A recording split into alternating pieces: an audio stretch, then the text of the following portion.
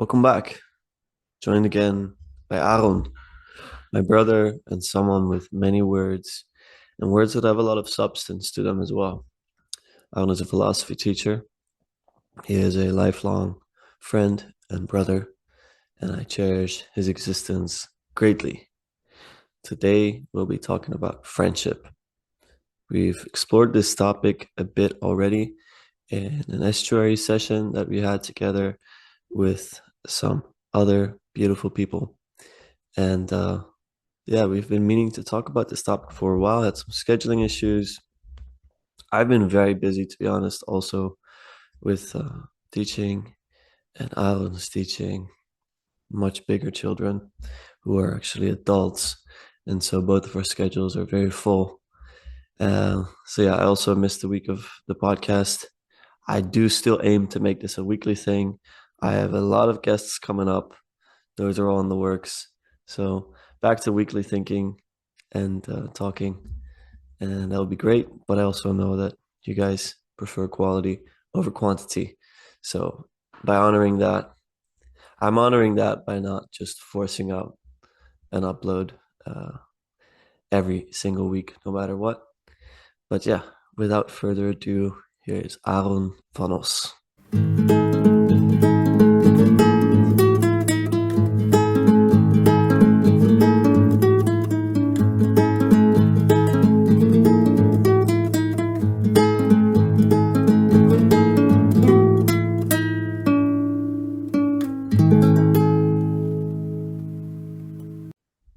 Goedendag.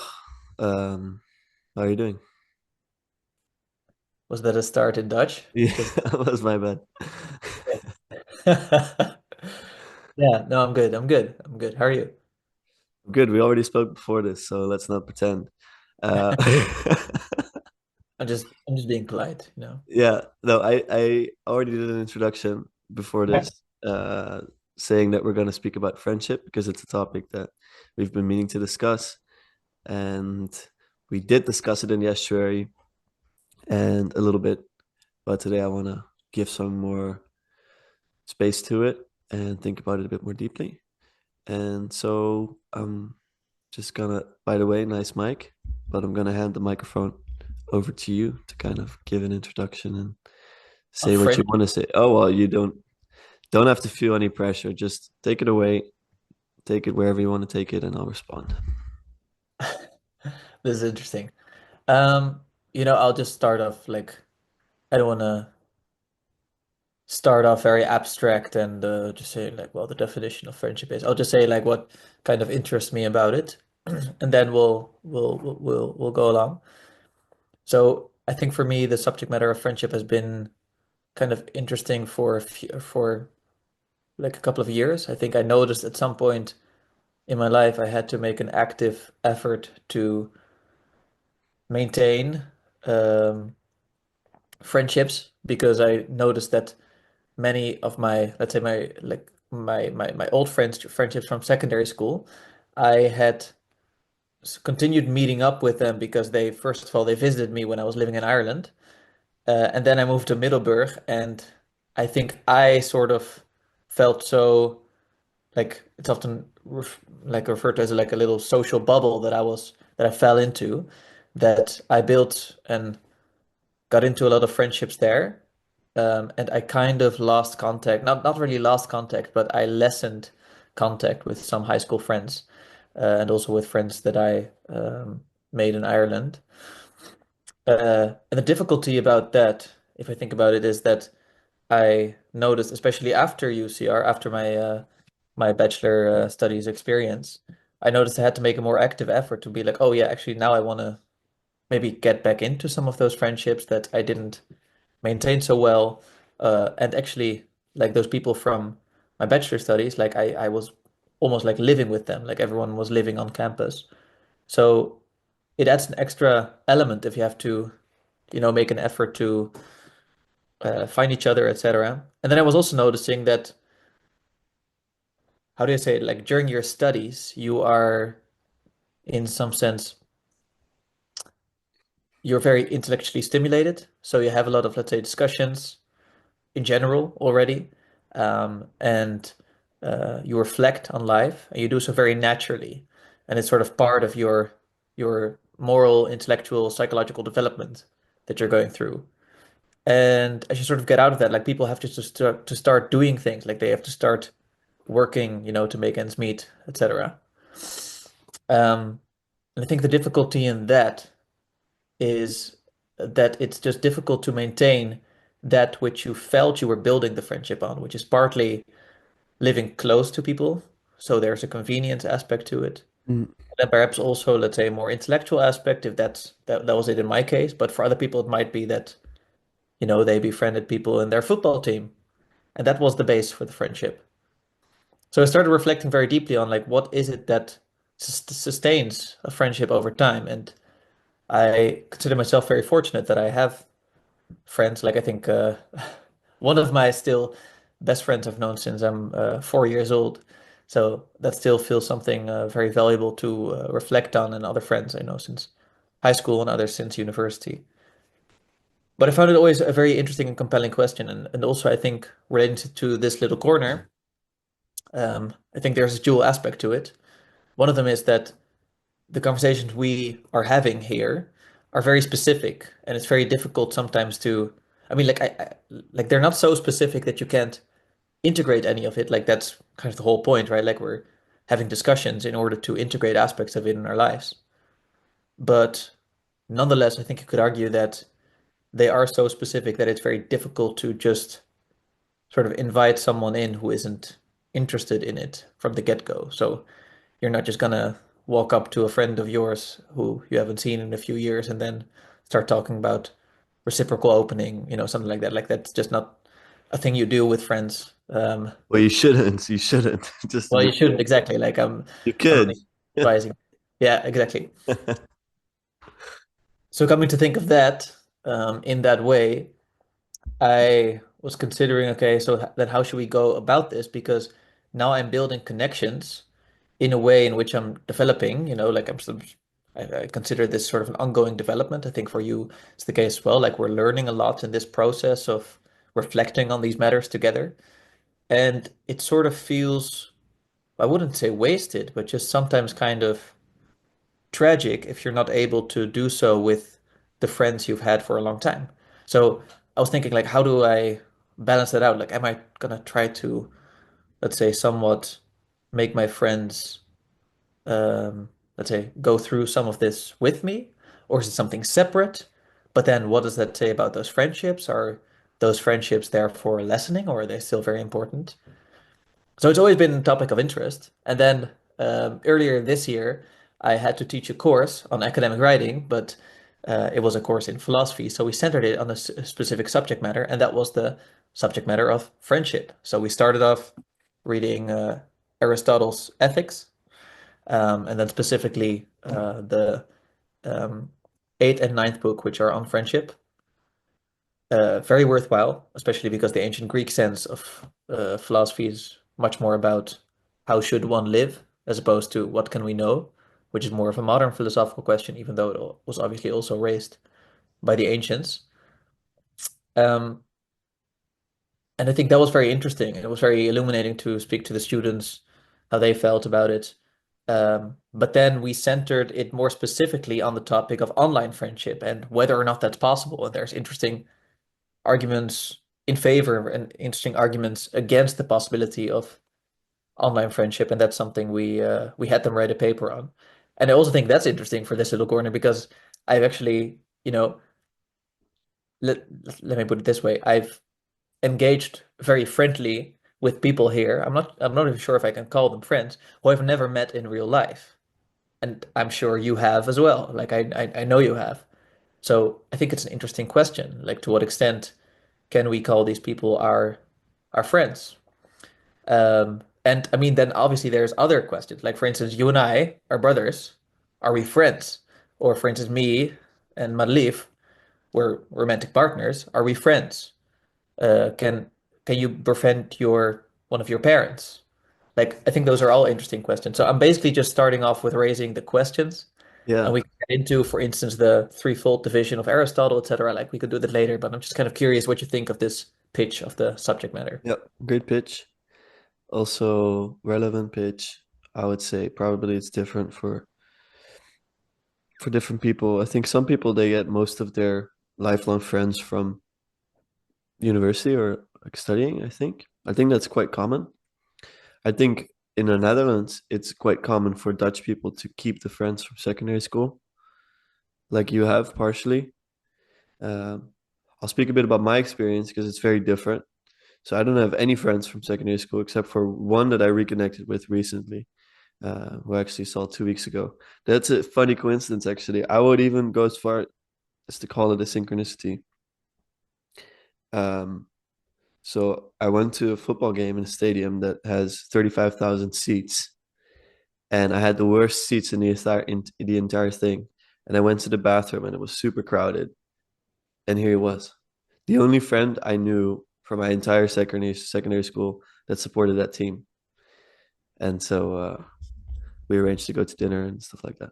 Anyway, That's cool.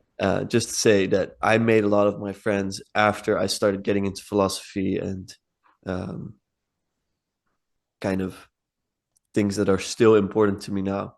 So the degree to which I've changed since I met the friends that I now have is much smaller than probably you with the friends that you have from a younger age. Even from university, I would say you've made a very big change in who you are and what you value and kind of your everyday life. So I can imagine. I mean, people probably know a lot of people know that your wedding is coming up, and that's a moment that all of that becomes extremely concrete, which I'm sure you have more to say about. That's But that's good. Like that's by the way another aspect that like obviously if you have a wedding, like you also have had this, like you yeah, start reflecting on, wait, who do I invite for the wedding? And you start considering people who either you haven't seen for sometimes years, um, and otherwise who maybe you've seen but who Madeleine, in my case, or yeah, like your partner, just in general, like, let's keep it more general, has not seen in many years. And that's a difficulty because you're like, okay, but they were important for my life and I would want them there, but at the same time. And then obviously, like, it's also like a more general thing that we have big families, etc. And we cannot invite everyone who we'd like to invite. Um, that's just sort of a sad reality. But I'm just saying the general reflection of, you know, yeah, who do you befriend? And yeah, I don't know, like, just yeah. keep going. That's All it. right, no, but it's great. And then in the introduction, I said you're a lifelong friend of mine, for example. That's very intuitive, but I would say it much quicker with you than perhaps with my cousins. My cousins are my cousins, but to me, you're my friend also. I don't know Hmm. exactly why. I think it's because um, our relationship has many more layers than just family, Hmm. if Yeah, you I agree. understand what I mean. Look, I would, like I was listening to John Vervaeke and Andrew Sweeney and Christopher Mastropietro talk about friendship, and they were, for instance, arguing or discussing, let me put it that way, whether or not a spouse can be a friend. And I think, like it's kind of pointed out that the way in which the spouse is, well, they first started off saying like how the spouse is similar. That's what Andrew really emphasized. Like, yeah, I actually think in some sense your spouse can be your best friend. And similarly, uh, they also argued, yes, but at the same time, your spouse necessarily has to be more. And that's what sort of what makes it interesting. Like, for instance, you should feel okay with being at a distance from your friend for a long time. Like, and just kind of to be like, yeah, no, I've seen my friend now and I'm not going to see him for a few months. That's okay. Like, you shouldn't like feel particularly sad about that. But I think with regards to your partner, maybe that's a little bit specific to our time, but I think it's a more general thing that for me, it's fairly inconceivable that I would be without my partner and not think about her every day that she's gone, you know? It's kind of like, but it's perfectly conceivable for me as a friend. And that's also the thing, like, I think brothers is perhaps an interesting case because it could be similar in the sense that brothers or just like family in general, like it can involve a sense of friendship, but I'm not sure if it necessarily needs to. Yeah, But I do think, for instance, the spousal relationship sort of necessarily needs to involve a yeah, sense of friendship in order to to survive well. So I agree. I think you and I can be seen as friends, but it's not necessary for us to be friends, if that makes sense, right? Yeah. Yeah, I Yeah. do. I get what you mean. I think it's kind of a nice bonus. It feels like like Yeah. it's And, not. and at the same time, you could say that, well, it's kind of interesting. Like, let's say you wouldn't see me for a year or 2 years, because maybe you would be going abroad, something like that. Yeah. Like, would it be the sense of like, oh, we'd have to see each other again because we're family, or because, like that's what friends do. Otherwise, like, you know what I mean? I Yeah. think there's an interesting difference. Yeah, I know what you mean. It would But still, bother me. yeah. Like I don't think you should leave. Just to be very clear. You shouldn't. But yeah, I think it would bother me. But I think one of the reasons that I would call you a friend also is that if you take us being brothers out of the equation, I would still really wanna like I think if I would find you, like a complete copy of you, but you're not my brother, right now in the space that we're in, exploring similar ideas and stuff, which of course I'm doing because of you in many ways.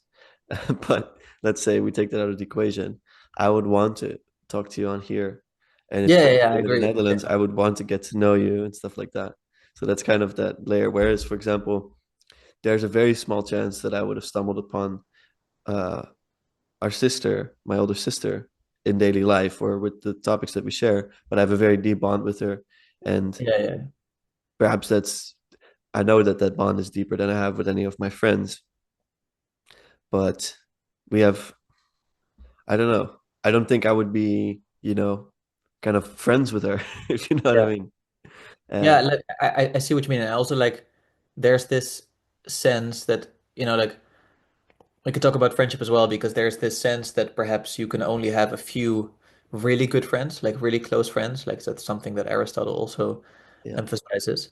And because that's the case, that means that our broader domain of friends, they don't require, let's say, the same rigidity, not rigidity, but let's say the same attention, the same amount of attention in terms of like, oh, like if you have a conflict, like it's also okay because, you don't know them so well. So sometimes you have a conflict and then you just kind of don't see each other for a while, and that's fine. Or maybe even that you have a conflict, you don't even think that it needs to be reconciled because none of you fundamentally cares about prolonging the friendship. yeah, I think in terms of family, like, and I know some people are in deep conflict with their family members, but I would say in general, like in the ideal picture, whenever you are in conflict with your family member, like something that you would want to resolve. And I think the same goes for a close friend, but not necessarily for a lesser friend. yeah, And but then still the question if that still remains a friend. You know what I mean? yeah, Okay, so like maybe this is a good point to introduce the threefold um, division of friendship that Aristotle holds. It's good to know in general that like we're thinking about this in the sense of the Greek word philia, uh, one of the same words that we use in philosophy. So the friendly love of wisdom, and philia has this broad sense of referring to any sort of, let's say, social bond. So Aristotle says that if you are someone's colleague, like if you're a business associate, for instance, of someone, that's also a form of philia, even though perhaps that wouldn't be seen as friendship. Or if you're someone, let's say, just like a body of someone, like you're also a friend. And therefore, like he tries to think about, okay, how do we make a division between this? And I think that's particularly helpful because, we don't want to, what do you call it, inflate the word friendship and therefore devalue it. So he has a threefold distinction. One of them is, let's say, friendships based in pleasure. For instance, maybe I think there's a good case to be made that you and your football team is at least a friendship based in pleasure. Like you both enjoy that activity, like all of you enjoy the activity, and you're going to be there. And let's say at least, formally speaking, it's not self-evident that after you at some point stop playing football that you'll continue seeing those people, which is fine. Like and it might be that you in your specific case have very deep bond with some of your fellow team members, like that's obviously different. But I'm just saying, like you're both really enjoying that, and that's what the friendship is for. It's just for basically both enjoying that. It could also be, um, like we literally have a word for this in the sexual sense, which is friends with benefits. This sense like you're not actually friends. You're just literally in it for pleasure. Um, then another category is friendships that's based in utility, and that's the business, the associate sense. And I think much of this is people who you're connected to. For instance, if you have LinkedIn and you're connected to people on LinkedIn, you have connections with them and they're useful, but they're not pleasurable, like you're not enjoying them, but they are useful to you. And as long as they're useful to you, it's interesting for you to prolong that connection. Um, the downside to both these forms of friendships is really that they are very, let's say, context and time dependent. So they're very reliant on both people enjoying the friendship or getting use out of the friendship. Because as soon as one of them, let's say, doesn't enjoy the friendship anymore, so it might be that, for instance, like you are in a football team right now, and as soon as one of you doesn't enjoy football anymore, like that will just sort of stop. Like the person will just, let's say, drop out, even if you still enjoy football and if you'd enjoy it if that person continues playing along. So it doesn't have, let's say, this reciprocal sense that we commonly associate with friendship. At least not um and you could also think about the friendship being instrumental for the individuals involved in it. With the third category of friendship, which is the final one and which is most central, that's the one that's based in virtue.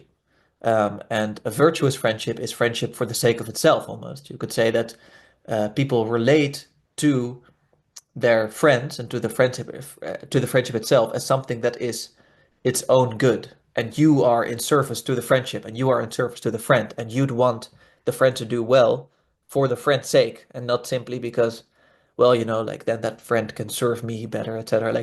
Like then you're already thinking about it in terms of, let's say, this instrumental sense of use or pleasure, utility. But does it Uh, mean that you love your friend? Because that's what it calls to mind for me. Like you have yeah. love cannot be instrumental if it's truly love. Well, the nice thing about this is obviously uh, that philia is one of the four words that is part of love. Like it's Yeah.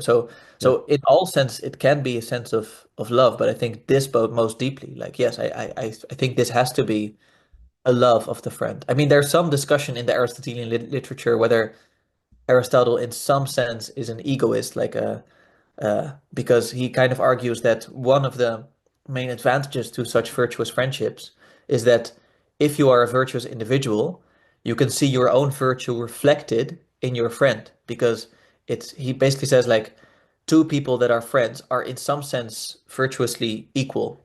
Like it's very difficult for someone who is very much about being honest, like that honesty is very important to them, that the person who they befriend, like that honesty doesn't matter to them at all. Like those two people could very like it's not clear how those two people could be friends. Um, Well, I had a friend. sorry? I had a friend. He was chaos incarnate, and like, I mean, I'm not gonna name any names, but he would steal from the supermarket sometimes, and I told him like that's really messed up.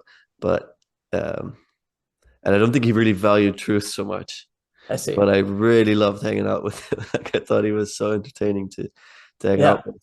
And But that might be a friendship of pleasure also. I don't Like you, know. I think I would almost say that I loved him, but um, I think there was that issue for sure. yeah, Like, and it also made him not a very good friend because, uh, well, of course, not caring about truth, but also he wasn't very reliable or anything. But when we would spend time together, it would be really, um, yeah, yeah, mostly like fun and entertaining. But I had some deeper conversation.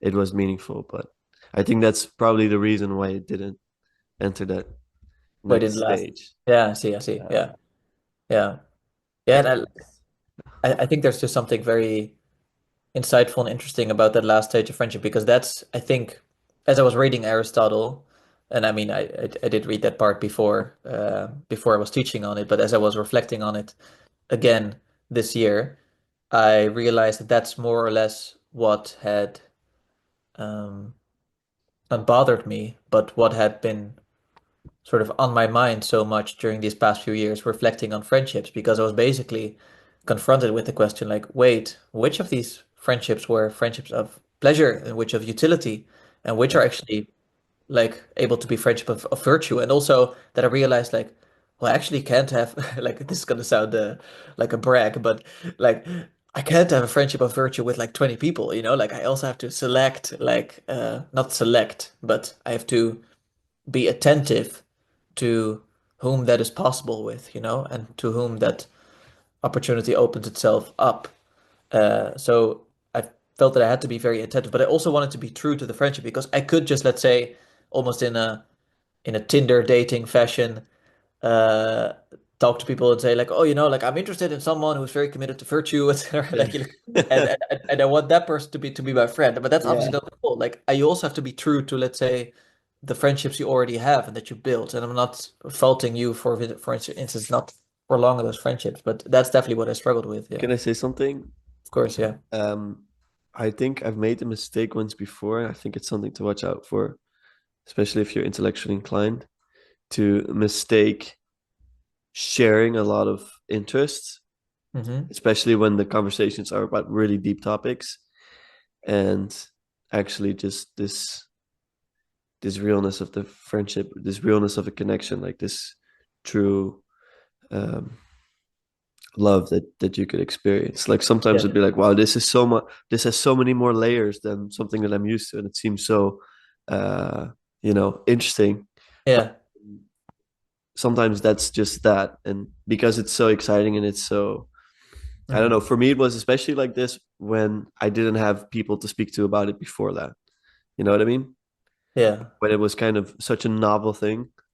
Yeah. I understand. Whereas now I think I'm much more able to distinguish, okay, do I share a lot of interest Hmm. uh, and traits with these people, or is there actually,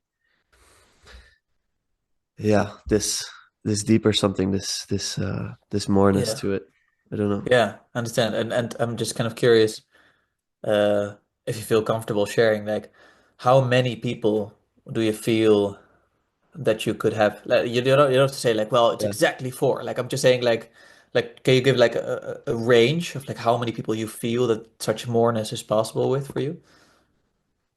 of friends or Yeah, just friends. friends. Yeah. Um, well, I felt potential with a lot of people that it could happen, but then sometimes circumstance just really doesn't allow. Yeah. Like two of our friends from Canada, and it's just really difficult. Yeah. But yeah, I definitely But say I'm just like saying like five or six or so people. yeah. I would Yeah, I'm say just kind of curious if it's like a handful or if it's like more than that, you know what I mean? it's like definitely five Um, or six where I'd be like, yeah, that definitely I feel like is or seriously could be if I could get some more time with yeah. them. Um, but then throughout my life, there's probably been 20 or 30 where I saw a lot of potential with it. But partially by virtue of where I live, there's a lot of people that come and go, and Yeah. that's the limiting factor.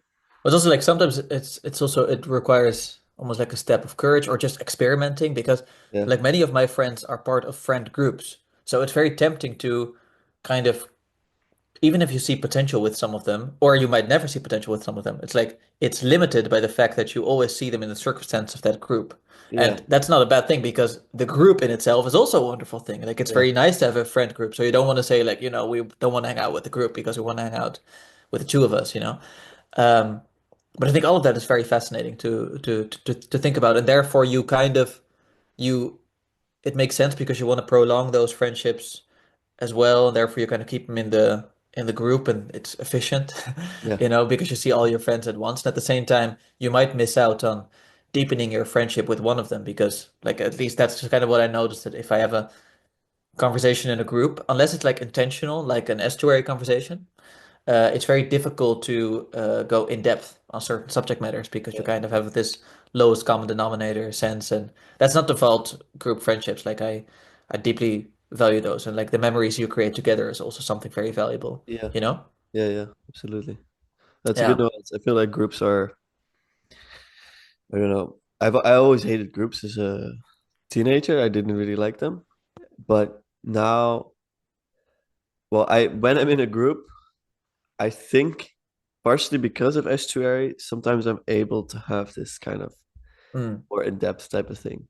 I see. Yeah. That's really special. You know what's funny is that I was just talking to a friend about this today Yeah, um, because I started introducing the estuary protocol to a group of friends, and just like as a just like this is what we do, this is how we do it, and this is like okay, that's fun. And I think for my birthday earlier this year, like as a semi joke, we kind of like we just tried it out, and yeah, I could tell that it was a little bit difficult because people were like we were like we're just like a group that jokes around a lot. yeah, And it's not like we don't joke in estuary. It's just, let's say, if you're doing it for the first time, it helps that, the nice thing about setting up an estuary and having people come to an estuary and use, let's say, showing up for an estuary is that in principle you should probably be, let's say, attentive. Like you want to learn what this is all about. So you listen and you take it in. And if you already hang out with friends and you already know each other very well, then you can be a little bit more playful and be like, oh, like this is kind of silly, but let's just do it anyway. So I wouldn't say we enacted the protocol perfectly, but I could just tell that afterwards, at least for some of them, I wouldn't say for all of them, but they had the sense like, this is actually so wonderful because everyone gets to share, whereas usually we wouldn't. And we end up picking a subject matter which we all find interesting. yeah, But the funny thing is, the last time we tried it, and it wasn't even suggested by me that we tried it, it was suggested by someone else, like who's not into this at all. Um, and for one of our friends, like he's currently pursuing, let's say, a medical degree, and he had just started doing I don't know how to call it, let's say the gynecology section of his medical degree. So he uh-huh. was kind of like, yeah, that was an interesting experience because he had to practice it, Yeah, with actual people. So he's like, yeah, I'd kind of like to talk about that. And we ended up talking about that, which is kind of funny because I could never imagine in estuary that would be the subject matter. But that's yeah, what people were interested in, and we talked yeah. about it, you know what I mean? Yeah. So, That's really crazy. yeah, it's kind of funny. But But anyways, sorry, yeah, go on. no, no, go. Well, I would like to, not necessarily now, but I would like to talk also about the possibility of online friendships and what you think about Yeah, them. Because, we and should. if you like, I can lay out some arguments in favor and against it because I read some papers on it. Yeah. But you can also just share your intuition first, and then we can sort of go back and forth, Yeah, whatever you let's share the prefer. intuition first Yeah, because otherwise I will feel too guided by what you're saying, and I will good, good, good. I'll stop thinking. So, online friendships are really crazy to start off. So, for example, Jason Schweitzer recently sent me, I think I can say this, I'll check it with him before I upload this, but he Okay, sent me a book that he wrote and also drawings that he made inside of a book. cool. And Jason, I would definitely call a friend. Like, I wouldn't even hesitate about it. It's so weird, but I never seen him in real life. But I just feel so like I really love talking to him so much, and we share those interests. So like he's the type of person that I feel, and there's many more people like this, where I feel like, yeah, what else would it be than friendship? Like I really wish the best for him, and kind of, yeah, there's Yeah, this non-instrumentality to the relationship, yeah, um, and yet it's so weird because I've never, seen him. But it's this type of person where I know that if I would see him, even if it's just once, that would like seal things. Like, and there's other people like that where I feel like it's so close, but just as one clarifying question is, let's say, would you think there at least needs to be this desire in an online friendship or goal, maybe even to at some point in the future meet up, I think even if so. you're not sure if it's gonna happen or like, I you know what I think mean? so. I think there definitely should be because otherwise it feels like there's a disconnect because I feel like you can't just separate the body from an entire relationship, like the body in a sense, like the physical Yeah, presence. I think that's so essential. But at the same time, let's say then, sorry that I'm being a little bit analytical about it, but I'm just kind of curious to Yeah, really, that's like, good. I haven't made up my mind about it either. So I really just want to know, is that, does that mean that if, for instance, you don't end up meeting up, that the friendship was like had less value? So for instance, like if you never end up meeting up with Jason, that it would be less valuable than if you would at some point? Do you know what I mean? Yeah, I'm thinking about it. Yeah. I would say there's a level of depth that gets added when you actually meet someone. So Yeah. in that sense, yes.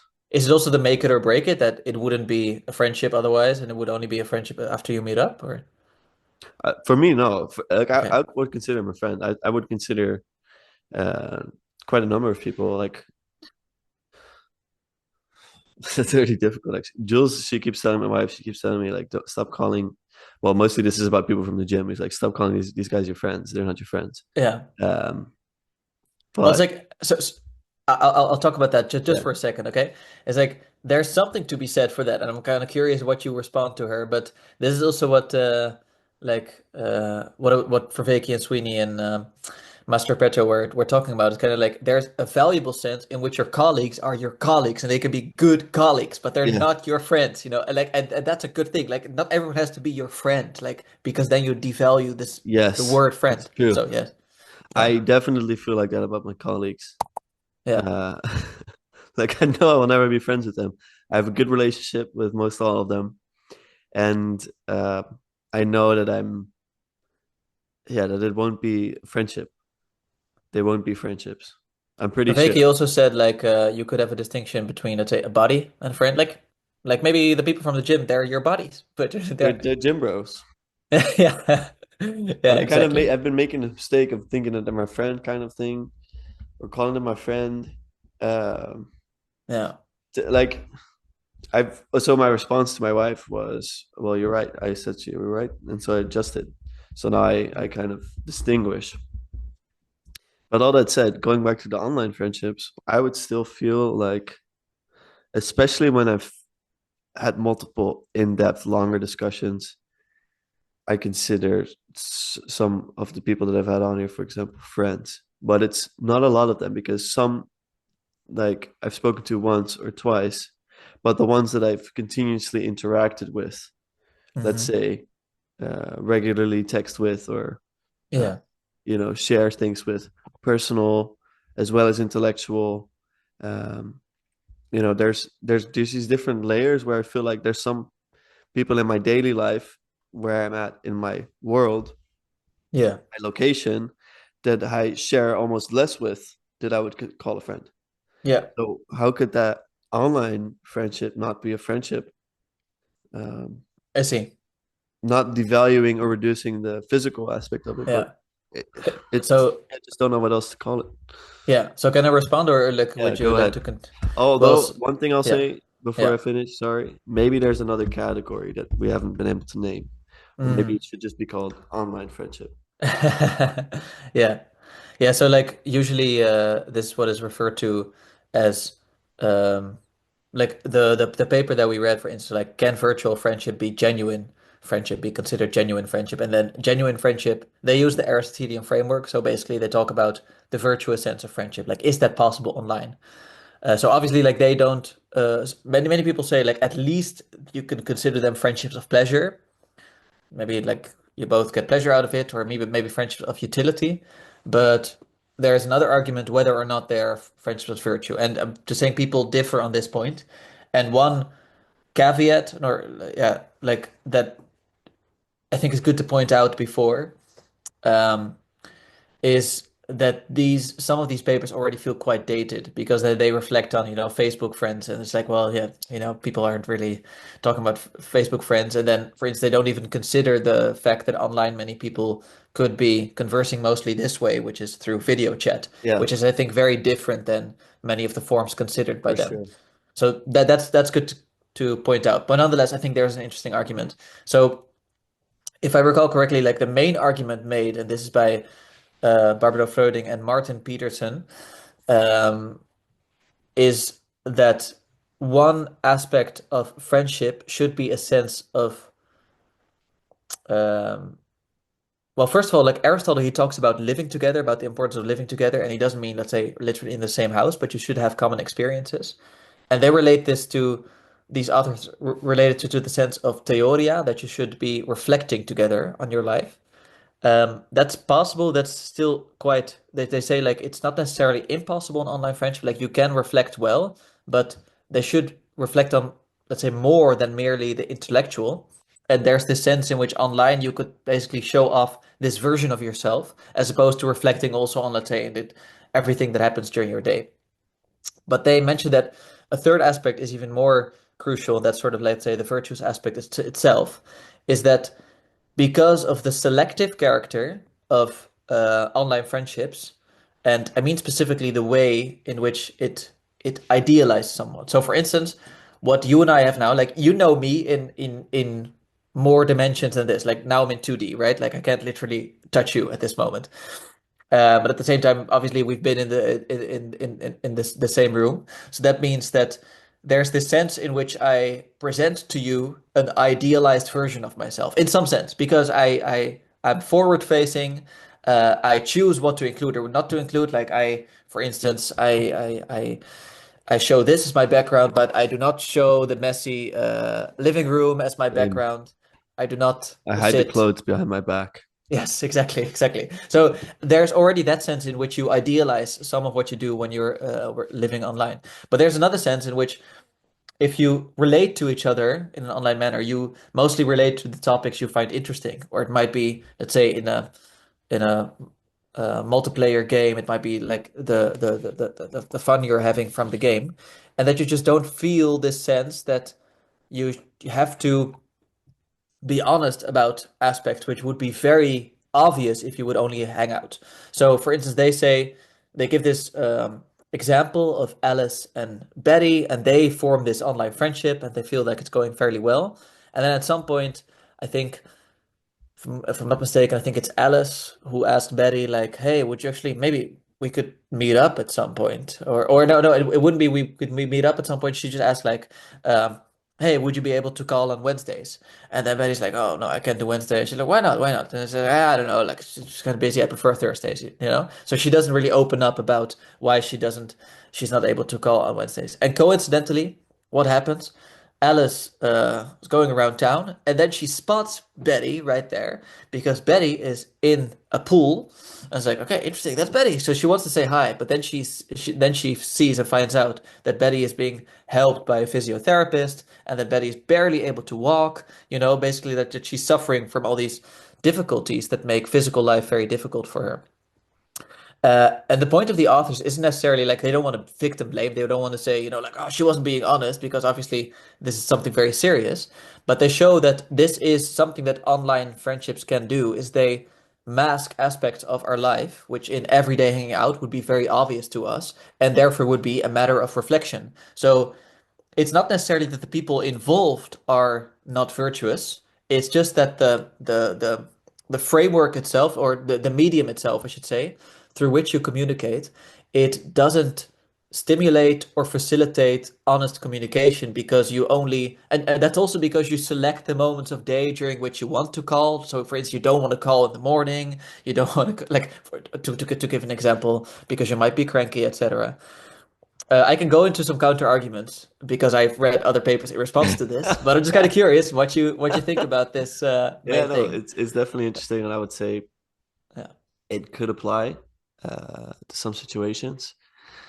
And I think it's good to keep in mind, also with this little corner stuff, like for Vicky, pointing out in the conversation I had with him about wisdom, and him saying like, "Well, you don't really know me, like you just don't." Uh, Not 1 a.m. Doing the dishes or something like that, yeah, right? yeah, when Okay. the dishwasher doesn't work, he said, Yeah. and it's like, yeah, that's very true. That's actually a really good point. So, kind of knowing each other in your like less than great moments as well is good. Yeah.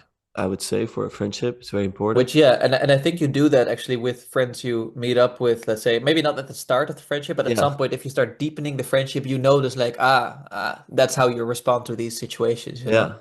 yeah, Yeah. yeah, for sure. That's extremely important. And I think one of the ways to kind of lessen that issue in an online friendship is to be very open and vulnerable. like what I like about the podcast medium is that I feel like,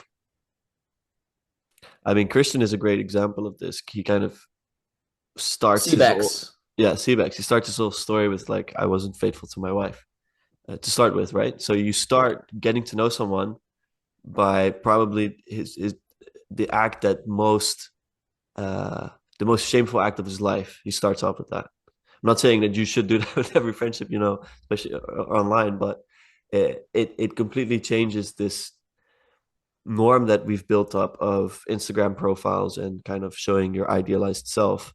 Um, why don't you show something that kind Yeah, of says something very real about you? Because I agree. he Yeah. starts with that, and then he goes to this whole story of, I don't know, submitting to truth. I don't know exactly how he would phrase it, but so that's what I say would be a benefit to these types of conversations where we kind of do lesser and kind of bigger. What is the opposite of less? Greater. Greater. Thank you.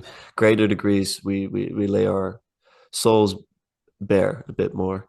Um, I think that that speaks a bit in favor of it. I wouldn't say it completely counters it because there's still definitely, man, there's something to, living with someone that you cannot Yeah. replicate. So that's for sure. And not just Yeah. living with someone, but spending prolonged time with them. Like for example, what I love about my football, I don't know, friends, but some of them would be friends, is that they've seen me get pissed off. Like they've seen me like Yeah. slam the fence like this and scream. And I never do that in any other situation, but I uniquely share that with those people. And I never have that with my colleagues or people that I haven't played football with because I really Yeah. rarely get angry. But with football, I'm super passionate. So they see that side of me that Hmm. others perhaps haven't, that I would still consider friends. So I see. Yeah. yeah, just some things to think about. Nice. Yeah, no, I think that's good. So basically you share the main intuition, even though you also say that it doesn't rule out the possibility of friendship. For instance, what you see in Seabax, who is very vulnerable, precise, like who starts off with the vulnerability. So basically, he says, if you have, like, if I can mm, extend your argument, or not your argument, but your Yes. point you just made, it would be something like if you either have a character who can serve as an example. So if you could generalize that, if you build an ethic in a certain community, Yeah. then that ethic could lead people to basically be extremely sort of honest and in that sense virtuous with each other, and therefore it sort of directly counters some of that, Yeah. right? Yeah. Yeah. That's good. That like I would say uh I by the way agree. Like I think this is something that is not really reflected on. I also think that the friendships that were considered in the paper were kind of like more superficial online friendships as opposed to, for instance, like these online communities that are really about living virtuously. Um, Having said that, like I think your example about Kristen is excellent, but what you also mentioned, like also with John Vervaeke, is like that's still different from seeing a Christian respond to doing the dishes, like Yeah. in the Yeah. evening. So, and that's sort of what you mentioned about your football team. So I think there's this sense in which, um, yeah, in which the objection still stands, even though it needs to be qualified a little bit more, which is kind of what we did just now, right? Yeah. Yeah. Yeah, so like some counter arguments against it, say something like, well, first of all, you could flip that argument they present about Alice and Betty and say that's actually wonderful. Like basically, in some sense, Betty wouldn't be able to have friends, and now she does because like there's this Yeah. medium. So first of all, you could point look at it that way. Um, the other aspect sort of goes more directly against the claim that's made, which is about, let's say, the honesty claim. It's kind of say like, well, you first of all have to show how people in regular life don't already do this, like how they don't show idealized versions of themselves. Um, I think this claim is a little bit like more difficult to fully argue for because like I think it's like exactly we're thinking about the very basic sense of responding indeed to people being pissed off when they miss a penalty in your case, or or being pissed off when they drop a glass and it falls on the floor, and kind of seeing how someone deals with that, or noticing that they're like you're on the train together and there's a stranger in need and how they respond to that. So like more perhaps more moral or virtuous situations. And I still think that's very difficult to emulate online. And in that sense, I think the objection stands. And I'm not necessarily sure that I want to make the same claim as the authors do, which is that therefore online friendships aren't possible. It's just to say that online friendships have unique challenges that offline friendships don't have, and therefore you should be extremely aware of that when you call an online individual your friend. You know what I mean? It's kind of like Yeah. more in that sense. What do you think? Yeah, I agree. And I mean, we're entering a really weird time, of course, where you could almost simulate a person.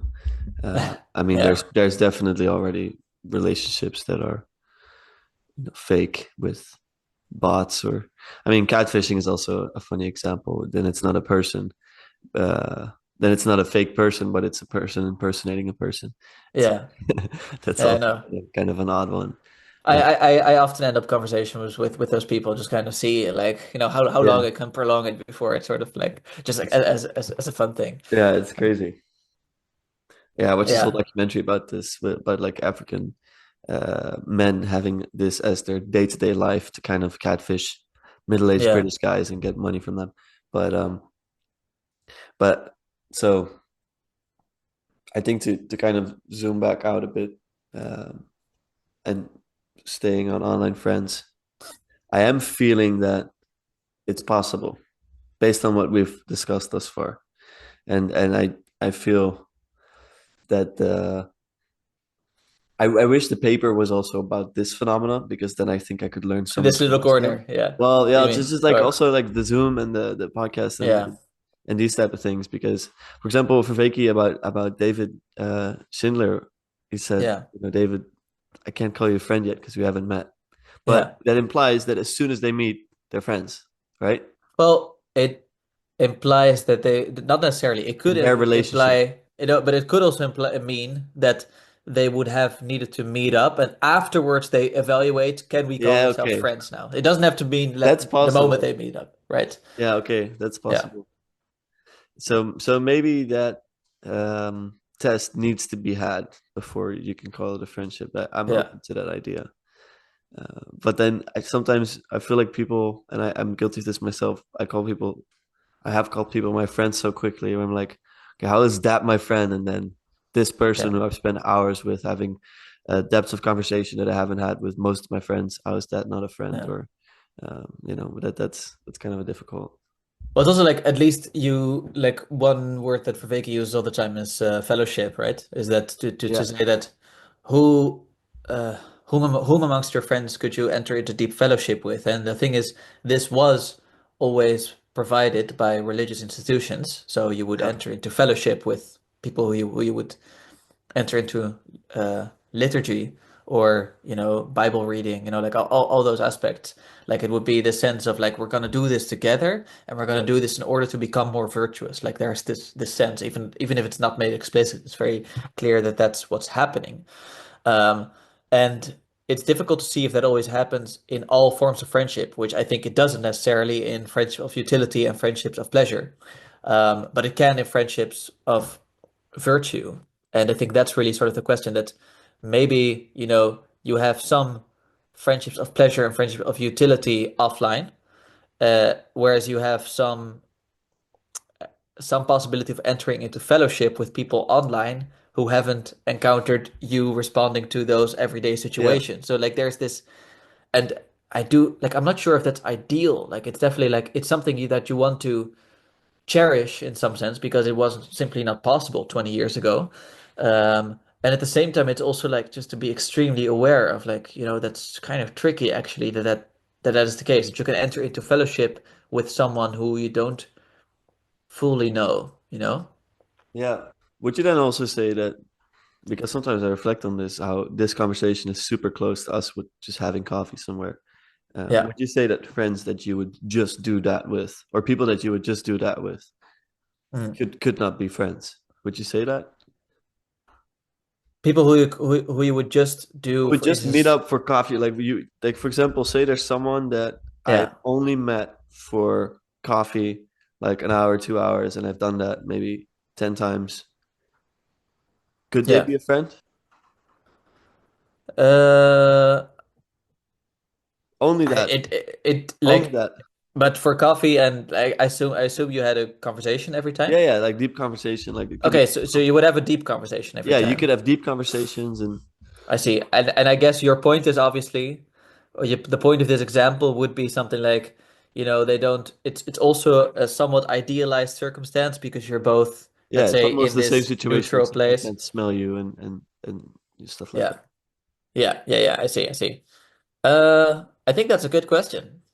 Like, and that's kind of like, That's it's where kind the of an boundary interesting. starts to form, right? Yes. That's So, where you so start to have to think like, about it. you can also think about um, how would you genuinely respond if, for instance, your brother or a good friend of yours says that he recently had befriended an individual, and you start asking, "Oh, tell me more," and he's very enthusiastic, like, yeah, it's just a great Oh, great connection, and then start saying like, yeah, so to tell me more. Well, yeah, it's just kind of startup meeting in the coffee shop. It's like, wow, great. How did it develop? Yeah, we just kind of we meet up in the coffee shop every Friday. We talk, and it's like, I think it would be interesting.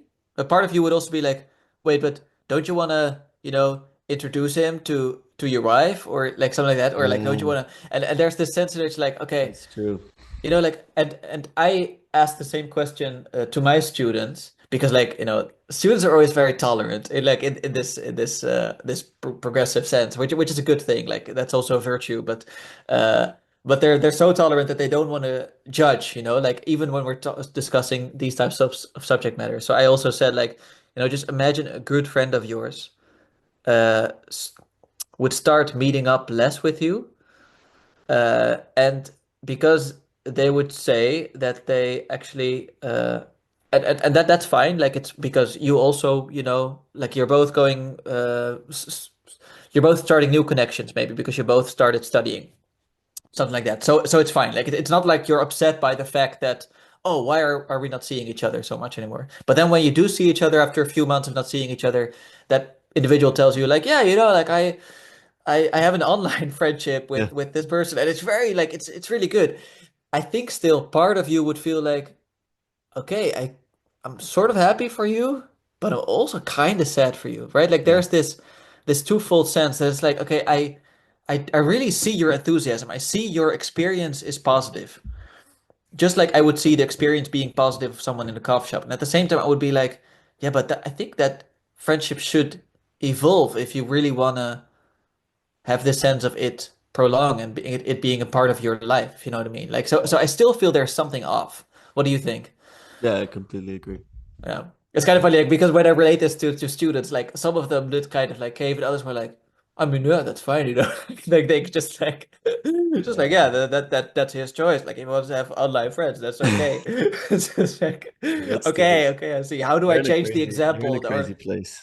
exactly, I always have to say something like crazy, like, but that would be Nazi Germany, and they would be like, okay, I guess Nazi Germany is kind of bad, so yeah, maybe we shouldn't do Nazi Germany. That's I very always have to true. go somewhere extreme. Yeah, of course. That's where we are. That's the yeah. That's the people. That's funny. But anyways, yeah, no, Oh so yeah. like, But okay, I so it comes back to something, right? It comes back to yeah, something that we've discussed many times yeah, on the podcast and in private life. Like, don't make this a replacement for friends, but also yeah, don't make it a replacement for being in a community or going to church, stuff like this. yeah, exactly. Uh, but could it be something on top? Perhaps, like you're Uh-huh. doing I almost see, I everything see. that you know what I mean. Like, Yeah, yeah, yeah, yeah. I guess also, like, I think you're in some sense correct that this goes back to something we've been saying for like years. But the thing is, like, we haven't really said why in some sense. It's kind of just been like this truism that we say, like, yeah, yeah, because it's important to meet up in real life. And it's like, well, but we don't actually say why, not really. And I think these are some of the reasons why we don't, like, yeah, that we actually, absolutely, and if you know the reasons, like, you're able to counterbalance them when you do engage in online friendship or online relationships, but also to realize what's so valuable about offline relationships. So that's really, I think, the main sense. Um, but still, I want to respond to your question, I guess, which is about, look, like, is this then something extra and something good and positive? yeah, And like, for instance, one person who I've now I had so many conversations with is Gabriel. We were allowed to use his first name, so Oh, I'm we just are? gonna say that. Yeah, I think so. Thank the heavens. I checked that before when we All right. had a three-way call. That is like, is it okay? But the interesting thing about that is obviously also that I haven't like, and I even discussed this subject matter with him because I was kind of like, yeah, I'm learning about it now. Like, what do you think? And he also thought it was definitely possible, though we haven't really gone in depth on why it's possible or impossible. But Yeah. what's very clear is that like we share very deeply this appreciation for Nietzsche and for intellectual conversations, and not just intellectual in the left brain sense, but also like in this more holistic sense. Like how does it inform your your life? So in that sense, I definitely struggle to see why we would not be friends, and at the same time.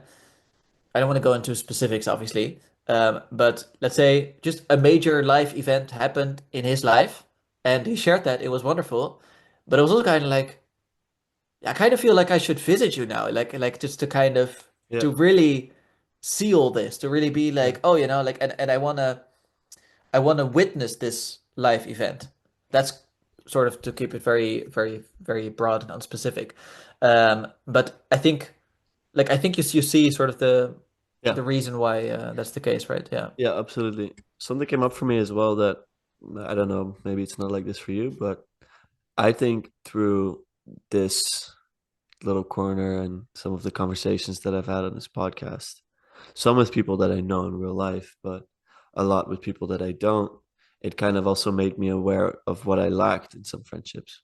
Mhm. Um, and you could take that and kind of have friends that you have the 75% with of the stuff that you already have, and then just get the other 25% here.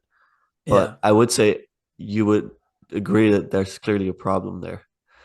Yeah, Like, I think you know, this is an excellent point, by the way, it's right? So just like like, there's this sense in which an additional danger of this yeah, is that we enjoy this here, yeah, and then we enjoy other aspects of our friendship here, yeah. and And we then you're just forget. fine. Yeah, Yeah, exactly. We forget that it would actually like, and that's sort of why I asked you, like, that handful of friends, of virtuous friends that you considered. We forget that's actually quite essential, perhaps, yeah, to really focus on having those. And you might deceive or delude yourself if you think like, but that's fine because, and this is with all respect to Gabriel, I think he knows this. I already have a very deep connection with Gabriel, so therefore I don't need that type of friend in everything. my own life, and I Yeah, think in my day-to-day offline life. So I think that's really the sense in which, yeah. yeah, we But should this is appreciate also it. why I'm so happy that we met Florian and Gertjan, for example, Yes, shout out. because shout out, because Sin like with Centraal. with them I see so yeah, exactly. Since Central, find it. Uh, with them, I feel this moreness so clearly from the very beginning, and I share Hmm. all this stuff with. Like, I don't even have to start explaining it, and so Yeah, that makes me super motivated to like invest time into those friendships. yeah, Like, I see it makes sense on the whole thing, and then stuff that you can't predict. Do they get along with your wife? Stuff like this, yeah. Or, and or or just like the fact that one of them is very close friends with our cousin. yeah, yeah, It's just yeah, like, stuff like yeah, oh, what? exactly. It looks just like, How is that possible? But yeah, that's to me a really good indication that then you should pursue that friendship. And some of those yeah, things you cannot know if it's just an online friendship, but you can intuit it. And I have the sense that I can do that much better with some than others because some yeah, are really themselves when they're talking on here. And I've also had guests that maybe I've only had on once that I also don't know so well. And I'm like very clearly hmm. before we started recording, you're one thing and now you're something else. I see, And yeah, I've had the whole conversation with you, and that's something else, and that's not you. I know that's not you. yeah, Whereas others, I'm like, actually, I think I could really see that you could fit into my real life as well if, say, you would live here. But others, I just yeah, know. yeah, yeah, yeah, yeah, So yeah. yeah. Yeah, no, I agree. I think that's a really good example, like of how it can be quite wonderful, and also why estuary itself is so important, and also the sense that, well, online estuaries are also good. Like I've been in many online and estuaries, Oh and yeah, it's been really wonderful. Yeah, yeah. I I mean, didn't know like, that. Well, just Yep. like let's say conversations over the years, like that Oh, were part of it. So sometimes like PVK just does drops an online estuary on his live stream, so they follow the protocol, and then I was part of the live stream. But it also this sense that, yeah, for instance, we had the Breakwater Festival, and then after that they organized a few, let's say, online calls to kind of reflect back on the festival. We could kind of stay in touch in that sense, yeah, and it's very yeah, it's neat. It's wonderful, and at the same time, everyone also feels that yeah, okay, but the offline estuaries are better. You know, like yeah, even yeah, though the online estuaries are good, yeah, even if you know you might be able to have an online estuary with John Vervaeke and Paul van der Klei, and it's just yeah. amazing. But you know, it's not the same as actually No, being in the same room with yeah. someone. Well, this has already taught me a lot. I feel like we got to a lot of nice things today Yeah, I already. agree. I agree. Yeah. So a lot to think about. I will see Aaron for an estuary next week on Thursday.